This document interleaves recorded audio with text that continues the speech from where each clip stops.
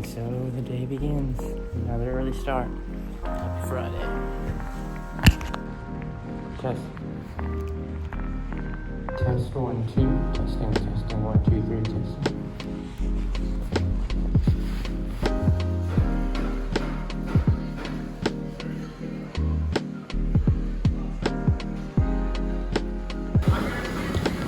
Yeah. Thank you so much. Of course. Have a great morning. You too. Thank you very much.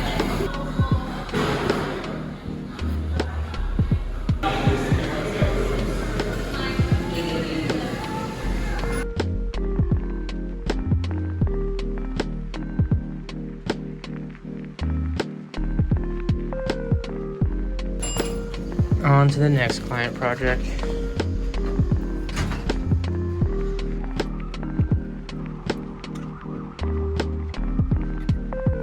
That cable's gonna run all the way along. USB extender. Down. And out right here.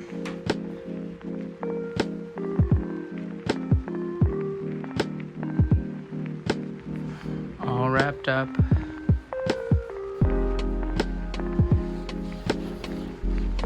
All of that runs all the way back here.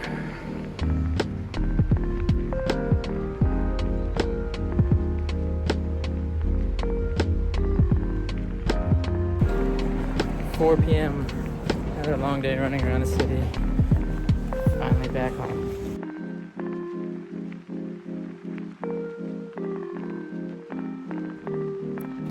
Hey, you already know though. So, shout out to my girlfriend for these. These were for Valentine's. Luigi's Mansion. I've been meaning to get this for the Nintendo Switch for quite some time. In particular, I remember playing this back on like the GameCube, the original Luigi's Mansion. The GameCube is a console that I always wanted. Some of my favorite games are on that console, like vivid memories playing them. But I never actually owned. It was like the console I always played at my friend's house. So super excited and nostalgic to jump into Luigi's Mansion 3. I've only heard good things. And then this is for my Sony a6400, because as I've quickly learned, and I guess I had some degree of knowledge based off the reviews, the battery life on the Sony a6400 isn't the greatest. So a spare backup battery that I can have ready to go, because when I shoot my videos and my vlogs, when I shoot vlogs, they're just like normal videos that take some time. The battery definitely takes a toll within like an hour of usage, especially if I'm doing like back-to-back takes. So a backup battery is definitely appreciated. You know, it's funny when it comes to unboxing like a Switch game, the unboxing experience is so like anticlimactic because it's just like basically an SD card compared to the days of like, I remember getting like Nintendo 64 games, a big cartridge, down to even like just the CDs for like PlayStation 2, PC games.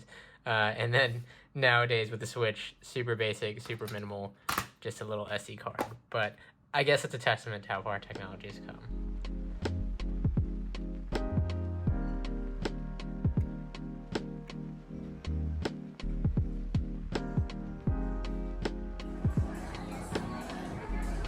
I do like the wide angle. It's always like super blurry on the edges. Like super blurry on the edges.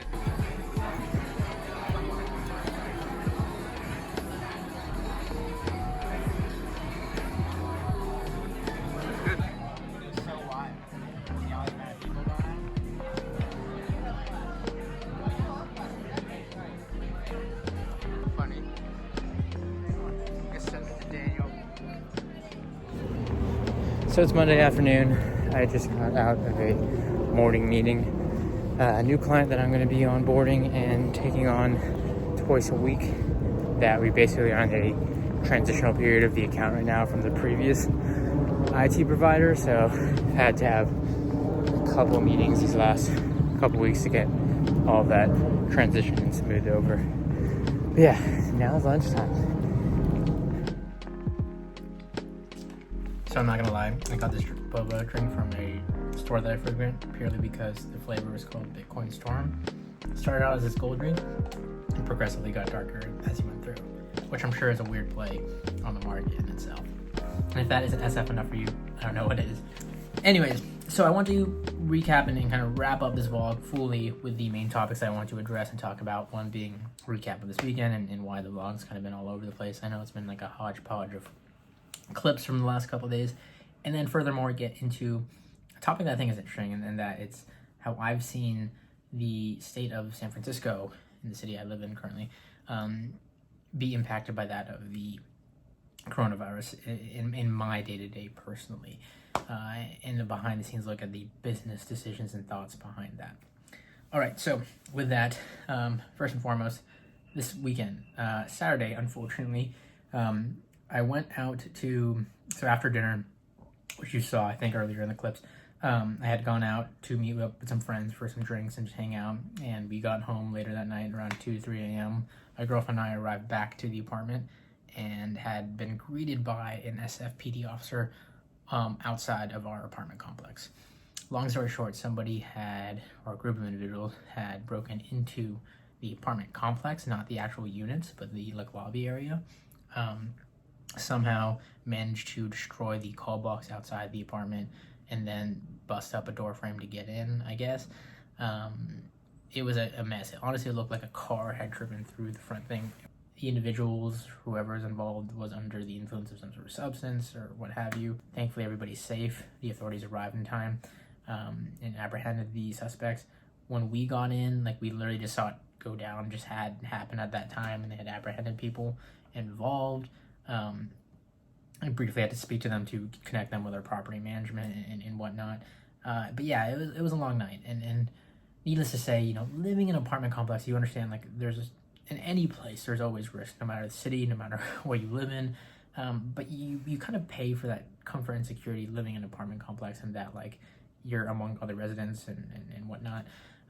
So to have that kind of, violation, I guess, in a sense, it was kind of, unnerving at the time. But yeah, it was a long night. Didn't get to sleep till 5 a.m. And then furthermore, met with that rollback, that daylight savings. My sleep was just all out of whack on Sunday. But yeah, just one of those situations where you reminds you to be a little bit extra cautious. Speaking of caution, that leads me to the other topic I want to talk about, and that of the coronavirus and kind of what it has resulted and played out in the last 2 weeks here in San Francisco that I've noticed. Now, there's no shortage of news coverage, internet, memes, whatever, on the virus and everything that's been going on. It's obviously a global issue. It's a delicate issue because it is such a big thing. And on one hand, you also don't want to let fear, uncertainty, and doubt drive you in your day-to-day decisions. Now, I hadn't really, truly, if I'm being honest, been impacted that much from it until we really noticed in the last couple of weeks, and noticing it in small ways, right? In one sense, yes, and on a business sense, I know it sounds terrible because it is this very big tragedy. You see it affect and have a ripple effect a lot of ways. The city's a little bit more dead. It's a little bit, the businesses for certain areas like Chinatown, just due to the kind of bias and kind of racism towards that, unfortunately leads to areas like that being a little bit more low population. Just the city in general in the last couple of weeks, so you notice in terms of transport and commute and just people in the city, not as much. Even just this weekend, going out, I've noticed that it's just not as much people going out and whatnot. And these are all ripple effects through this situation. Furthermore, with this weekend on Saturday, there was the incident of the cruise ship that got docked outside of San Francisco, which led to, unfortunately, the first death in the state of California. And I think at that point really kind of put the city on high alert from what I saw. They banned non-essential functions and gatherings in government buildings. And then from our side of things, where we interact on a daily basis in our career and our business at Network Right, is we deal with multiple offices, multiple clients on a day-to-day basis. So we have to be ever cognizant of this issue on a personal and just professional level, right, on both sides of the house, because we are dealing with people every day. We are coming from different environments, and we don't want to expose our clients to anything.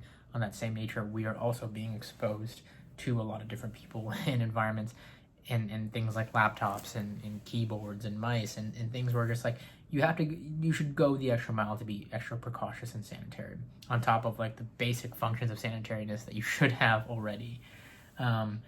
And that's like the small change that we've had to do. But furthermore, now we're seeing it ripple further out. Last week we had clients who sent out memos and notes to their employees saying like, this is precautions if you're sick, and sanitary practices that you should follow. And that evolved into, you have the option to work remote for some of our clients. To these couple days are going to be remote for our offices. To like today on a Monday, we've gotten already 2 clients send out notices to companies like ourselves and their employees.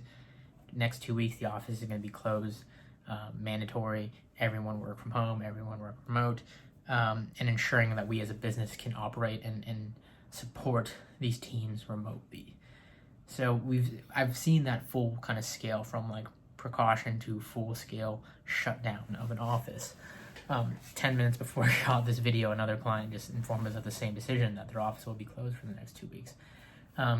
So you have different scales of the spectrum of like some people trying their best, obviously, to not disrupt the workflow, and from a business perspective, understandably, like doing something like that is very cost effective.